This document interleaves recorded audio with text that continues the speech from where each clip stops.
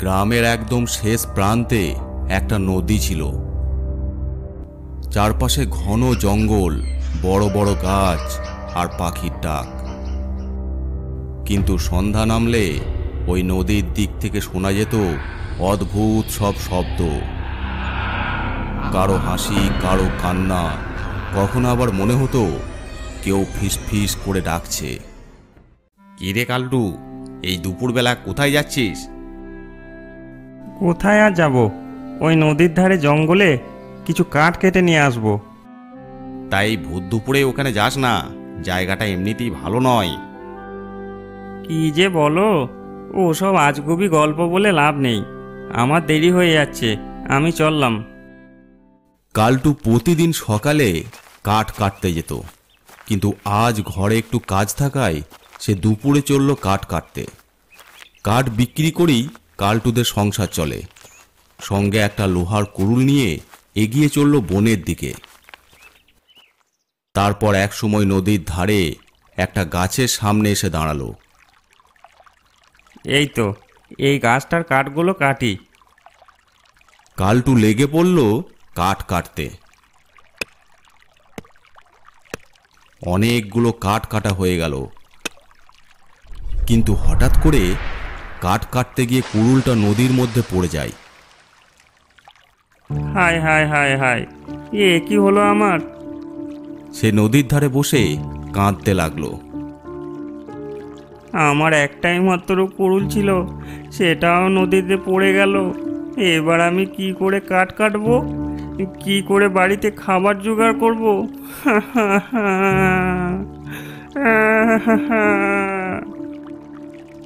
এইভাবে অনেকক্ষণ কান্না করতে থাকে। ঠিক তখনই নদীর জল কাঁপতে লাগলো, আর ওই নদী থেকে উঠে এলো এক ডাইনি।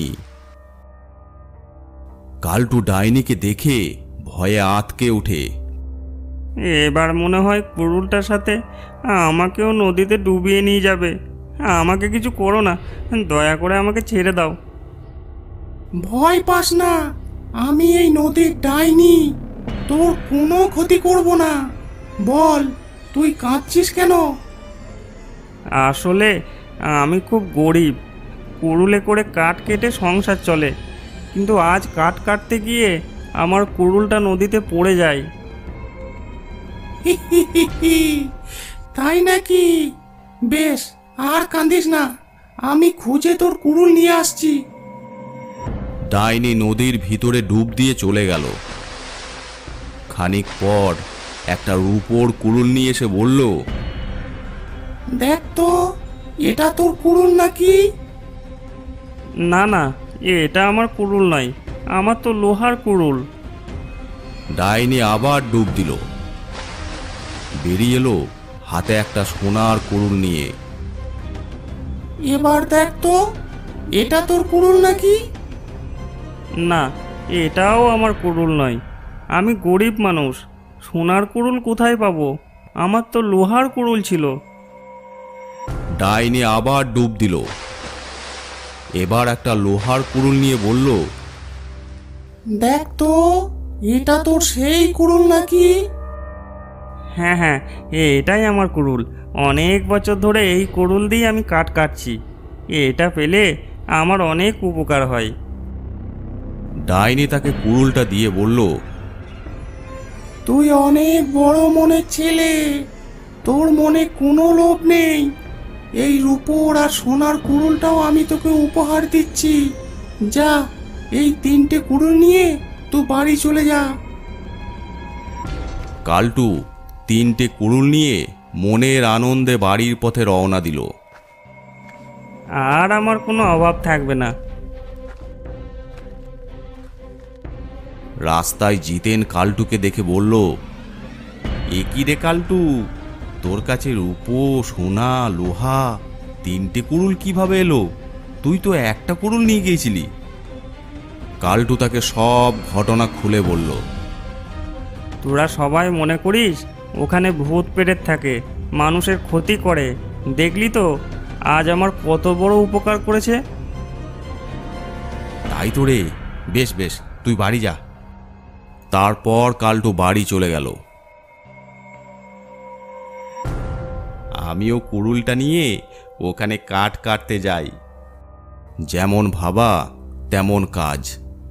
জিতেন তার কুড়ুলটা নিয়ে নদীর ধারে সেই গাছতলায় গিয়ে পৌঁছালো। এখানেই তো কালটু কাঠ কাটছিল, আমিও কাটি, তারপর আমিও সোনার কুড়ুল পাবো। এরপর জিতেন কাঠ কাটতে লাগলো। তারপর এক সময় ইচ্ছে করে সে তার কুড়ুলটা নদীর জলে ফেলে দিল। তারপর নদীর ধারে কাঁদতে লাগলো। হায় হায় হায় হায়, আমার কুড়ুলটা নদীর জলে পড়ে গেল। কে আছো, আমার কুড়ুলটা এনে দাও, দয়া করো আমার প্রতি, আমার কুড়ুলটা এনে দাও। ঠিক তখনই নদীর জল কাঁপতে লাগলো, আর উঠে এলো সেই ডাইনি। কে তুই? কাঁদছিস কেন? আমি জিতেন, কাঠ কাটতে গিয়ে আমার কুড়ুলটা নদীর জলে পড়ে যায়, দয়া করে আমার কুড়ুলটা এনে দাও। দাঁড়া দেখছি। এই বলে ডাইনি ডুব দেয় আর একটা সোনার কুড়ুল নিয়ে উঠে আসে। দেখ তো, এটা তোর কুড়ুল নাকি? হ্যাঁ হ্যাঁ, এটাই আমার কুড়ুল, কালই কিনেছি, দাও আমাকে। ভালো করে দেখ, এটা তোর কুড়ুল তো? হ্যাঁ, আমারই কুড়ুল, আমি চিনব না? তাই নাকি? তোর তো পুরনো কুড়ুল ছিল, আজ একে সোনার বানিয়ে ফেললি? ইয়ে মানে না না, সূর্যের আলোয় রংটা পাল্টে গেছে, কিন্তু এটাই আমার কুড়ুল। তুই লোভী মানুষ। আমি লোভী মানুষদের কি করি জানিস তো? আমার কাছে টেনে নিয়ে আসি নদীর তলায়। না না, আমার ভুল হয়ে গেছে, আমাকে ছেড়ে দাও, আমার কুড়ুলের দরকার নেই। সত্য বললে আশীর্বাদ, মিথ্যা বললে শাস্তি।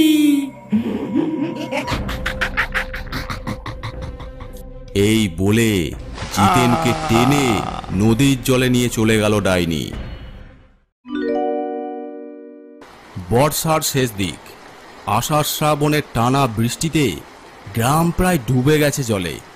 চারিদিকে শুধু জল আর জল, মাঠ ঘাট সবই জলের তলায়। এই ভাসমান জলের ওপর দিয়ে মাঝে মাঝে দেখা যায় ভাঙা ঘরবাড়ি, ডুবে যাওয়া খড়ের গাদা, শুকনো গাছের ডাল ভেসে চলেছে ধীরে ধীরে। সবাই ঘরের মাথায় আশ্রয় নিয়েছে। গ্রামের প্রধান সতর্ক বার্তা দিয়ে বেড়াচ্ছে, শুনো সবাই, এখন আমরা খুব সংকটের মধ্যে আছি, ঘরবাড়ি সব জলের তলায়। কিভাবে তোমাদের সাহস দেব বুঝতে পারছি না, তবে শুনছি কাল থেকে জল কমবে, আবার সবাই স্বাভাবিক জীবনযাপন শুরু করতে পারবো আমরা। তাই তোমরা যে যেখানে আশ্রয় নিয়ে আছো সবাই সেখানেই থাকো, অযথা ভয় পাবেন না, সব কিছু ধীরে ধীরে স্বাভাবিক হবে। এই জলে ডাইনির ঘরটাও ডুবে গেছে। ডাইনি আর মামদো এখন আশ্রয় নিয়ে আছে ঘরের চালে। এই বৃষ্টি জল আর ভালো লাগছে না, ঘরটাও জলের তলায় চলে গেছে। এখন যে কোথায় যাব? যা বলেছ, আর সহ্য হচ্ছে না। দুদিন ধরে কিছু খাই নাই, পেটের ভিতর ইঁদুর দৌড়াদৌড়ি করছে। সে তো করছে রে, তার আগে একটা আমাদের আশ্রয় খুঁজতে হবে। এদিকে কালটু, নন্তু, মোটকা সবাই গভীর আলোচনায় ব্যস্ত। এই জলে যদি ঘরের চালটাও ডুবে যায় তাহলে কোথায় যাবি কালটু? সবাই তো ভেসে যাব। ধর, অত ভয় করিস না তো, প্রধান তো বলল কাল থেকে জল কমবে। কিন্তু যদি না কমে তখন কি করবি? তাহলে এক কাজ কর, সবাই মিলে একটা বড় পাড়া ভেলা বানাই। আর এখন তো অনেক তাল ভেসে যাচ্ছে, ওই তালগুলো সংগ্রহ করে একটা তালের বাড়ি বানাবো তার ওপর। তারপর যারা অসহায়ভাবে ভেসে যাবে তাদেরকে ওই তালের বাড়িতে আশ্রয় দেব। কি বুদ্ধি রে কালটু তোর! এমন কাজ করলে আমাদেরও লাভ হবে আর জনসেবাও করা হবে। তাহলে সবাই তালগুলো নিয়ে এসে এক জায়গায় জড়ো কর। তার আগে আমাদেরকে একটা ভেলা তৈরি করে নিতে হবে। ও আর এই প্যাঁচ প্যাঁচানি জল ভালো লাগছে না। রাস্তাঘাট ঘর বাড়ি সব জলের তলায়। বেশি বকিস না মন্দ, ঠিক একটা ব্যবস্থা করব দেখ। আমাকে ভাবতে দে, ভাবতে দে। এদিকে কালটুরা সবাই মিলে একটা ভেলা তৈরি করে ফেলেছে, আর তার মধ্যে একটা বিশাল বড় তালের বাড়ি তৈরি করেছে। দুই বন্ধু দাঁড় বাইছে। কালটু আর নন্তু চারিদিকে চোখ রাখছে, কেউ অসহায়ভাবে ভেসে গেলে উদ্ধার করার জন্য। ওই দেখ নন্তু, মদন খোড়ো ছাগলটা মনে হচ্ছে জলে ভেসে যাচ্ছে। ওটাকে তুলতে হবে। চল, ভেলাটা ওইদিকে নিয়ে চল। তারপর তারা ভেলাটা ছাগলের দিকে নিয়ে যেতে লাগলো। অবশেষে ছাগলটাকে ভেলার ওপর আশ্রয় দিল। সত্যি কালটু, ছাগলটার প্রাণ বাঁচাতে পেরে খুব ভালো লাগছে। হ্যাঁ রে নন্তু, আরও চারিদিকে চোখ রাখ। দেখতে পেলি তাকে ভেলায় তুলে নেব। এদিকে ডাইনি তার ঘরের চালের মাথায় দাঁড়িয়ে দাঁড়িয়ে ওই ভেলাটাকে দেখে অবাক হয়ে যায়। ভেবেই পায় না এই আজব ভেলা কি করে এখানে এলো। ওই দেখ মন্দ, দারুণ একটা জিনিস। কত বড় তালের বাড়ি, আর কি সুন্দর।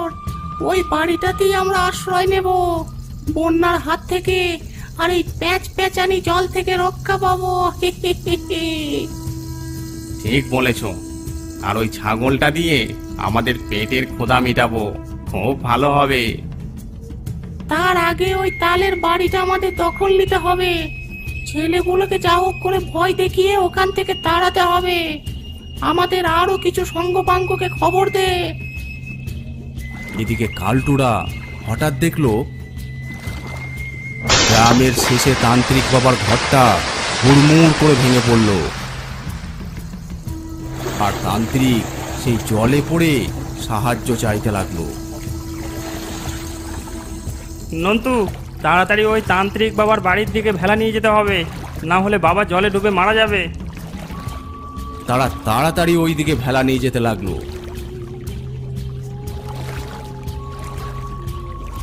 তারপর খুব সাবধানে বাবাকে ভেলায় তুলল।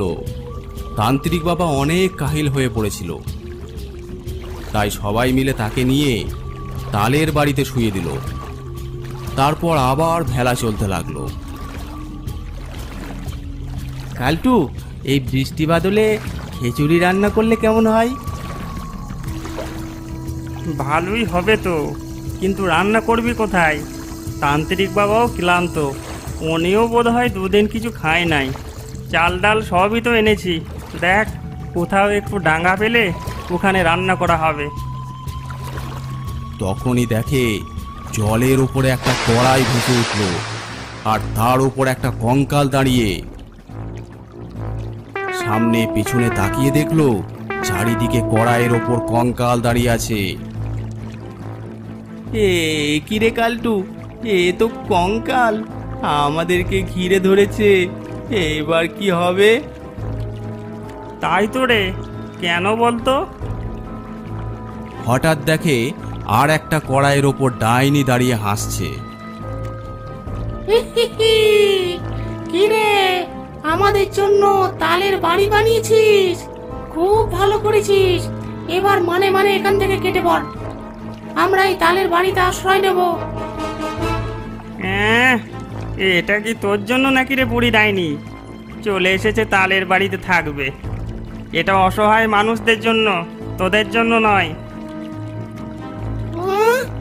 যত বড় মুখ নয় তত বড় কথা। ভালোই ভালোই এই তালের বাড়ি আমাদেরকে দিয়ে দে। দুদিন ধরে আমরা জলে ভিজছি, কিছু খাইনি। বলে দিলাম আমাদেরকে এই বাড়ি দিয়ে দে। তা আমরা কি করব? আমরা তোকে আমাদের বাড়ি দেব না। তবে রে, এই বলে ডাইনি মন্ত্র পড়ে কিছু ছুঁড়ে দেয় ওদের দিকে। এই দেখে তান্ত্রিক বেরিয়ে আসে আর মন্ত্র বলে ডাইনির মন্ত্রকে নষ্ট করে দেয়। আমি শুয়ে শুয়ে সব শুনতে পেয়েছি। এরা ভালো কাজ করছে আর তোরা এসেছিস এদের ঘর দখল করতে। তবে রে, এই বলে তান্ত্রিক বাবা মন্ত্র পড়তে শুরু করে দেয়। ওং রং ক্রিং। ওরে বাবা রে, এ আবার কোথায় ছিল? তাড়াতাড়ি পালা মন্দ, তাড়াতাড়ি পালা। সাথে সাথে সবাই উদাও হয়ে যায়। তাহলে কি হবে? আমরা থাকবো কোথায়? ওখানেই থাকবো। একবার যদি ওই তালের বাড়িতে ঢুকতে পারি তাহলে আর কেউ বের করতে পারবে না আমাদের। কিন্তু ওই তান্ত্রিকটা? ওই তো, ওটাই যত নষ্টের গোড়া। ও না থাকলে ওই কালটু মালটুকে আমি ঠিক ভয় দেখিয়ে তাড়িয়ে দিতাম। এদিকে খিদেই পেট চলে যাচ্ছে, এবার অন্য বুদ্ধি বের করতে হবে। তারপর তারা দুজন বিড়ালের রূপ নিয়ে জলে সাঁতার কাটতে থাকে। ওই দেখ কালটু, দুটো বিড়াল, বেচারারা অসহায়, ওদেরকে তুলে নে। হ্যাঁ, ঠিক বলেছিস। বাবা কালটু, ওরা বিড়াল নয়, সেই ডাইনি আর মামদো। এই দেখো। এই বলে ওদের দিকে মন্ত্র পড়ে কিছু ছুঁড়ে দেয়। সাথে সাথে তারা আসল রূপে ফিরে আসে। ওরে বাবা রে, এ জ্বলে গেলাম রে, জ্বলে গেলাম রে। তাড়াতাড়ি পালা মন্দ, পালা। এই হতচ্ছাড়া তান্ত্রিকটা আমার হাড়গুলো সব জ্বালিয়ে দিল রে। তারপর তারা একটা ডাঙ্গা দেখতে পেল। ওই দেখ কালটু, ওই গাছতলাটা জলের ওপর। চল, ওখানেই খিচুড়ি রান্না করি। হ্যাঁ হ্যাঁ, ঠিক বলেছিস। সবাইকেই খুব খিদে পেয়েছে। তারপর তারা ডাঙ্গায় উঠে রান্নার সরঞ্জাম নিয়ে রান্না করতে শুরু করলো। সুস্বাদু খিচুড়ির গন্ধে চারিদিক ভরে গেল। আর এই গাছের ডালে বসে বসে ডাইনি আর মামদো লোলুপ দৃষ্টিতে সেদিকেই তাকিয়ে রইল। কি সুন্দর গন্ধ রে মন্দ, একটু যদি পেতাম। খিদেই পেট চলে যাচ্ছে। চলো না, ওদেরকে বলে দেখি যদি আমাদেরকে একটু দেয়। দেখছিস না, ওই তান্ত্রিকটাও আছে। জোড়হাত করে বলবো, তাহলে নিশ্চয় দেবে। শুনেছি মানুষের মন বড় দয়ালু হয়। বলছিস? তাহলে চল দেখি। ডাইনি আর মামদো ওদের কাছে এগিয়ে গেল। কি রে ডাইনি, তুই আবার এসেছিস? এবার তোদের ভস্ম করে ছাড়বো। না না বাবা, এবার আমরা কোনো খারাপ উদ্দেশ্যে আসি নাই। আসলে আমরা দুদিন ধরে কিছু খাই নাই, পেটে খুব খিদে। তোমরা তো খিচুড়ি রান্না করছো, যদি আমাদেরকে একটু দাও, তাই এসেছি। এই কালটু, এই ডাইনির নজরে পড়েছে আমাদের খিচুড়ি। না দিলে ডান দেবে, তখন আমাদের সবার পেট খারাপ করবে। ঠিক বলেছিস বাবা। কি করা যায় তাহলে? ঠিক আছে, আয় তোরা, তবে কোনো রকম চালাকি করবি না বলে দিলাম। না না বাবা, এই কান ধরছি। এই মন্দ, কান ধর। তারপর রান্না সম্পূর্ণ হলে সবাই মিলে ভাগামাটি করে খিচুড়ি খেতে লাগলো। এক অবিশ্বাস্য ঘটনা। এই প্রথম ডাইনি, মামদো আর মানুষ একসাথে খাওয়া দাওয়া করছে। কেমন লাগলো আজকের গল্পটি? যদি ভালো লাগে অবশ্যই সাবস্ক্রাইব করে দেবে আর লাইক, কমেন্ট, শেয়ার করতে ভুলবে না।